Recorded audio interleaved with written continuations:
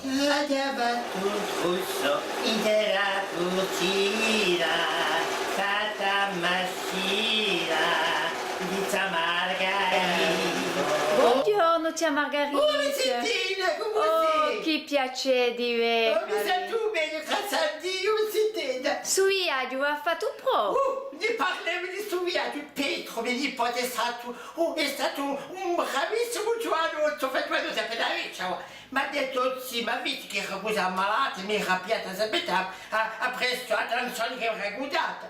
Allora ha detto sì, e se lo faremo in Sardegna, è andato per una vittoria. Oh, allora, tutti in Sardegna, subito mi sono appuntata. E se mi fa come sempre quando va che a Sorso.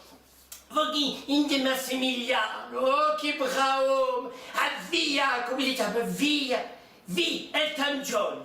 No, No, tia Margherita. mica Elton John, chi è questo? Un'amica gelita. Via il Gelitone, Massimiliano Ruggio, che bravissimo! Se vuoi fare, ti ha detto in diretta, ti ha dato la carta qui, aspetta, hai piato la carta, Massimiliano Ruggio, Gelitone, oh!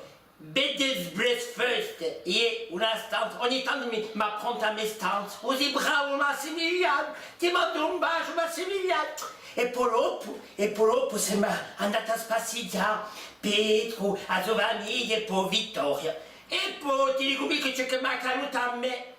Siamo andata in cucuma Vittoria e tutta la sua famiglia, Antonietta, Narita, Sofia, c'era di tutto, Alessandro, e siamo entrati a fare marcato. Che c'era un mercato importatore e quando facciamo un mercato tranquillo e c'è un uomo che mi vede e che mi dice a me, a San Margherita, aio, una longa, grossa longa, oh ma non vi toro come fate a questo manco rispetto, gli oh monsieur, ad una longa e una grossa, ma detto di noi l'abbiamo così, una muta mica l'antitetia, E poi mi ha detto no, Vittorio ha detto come filetti, l'antiquista.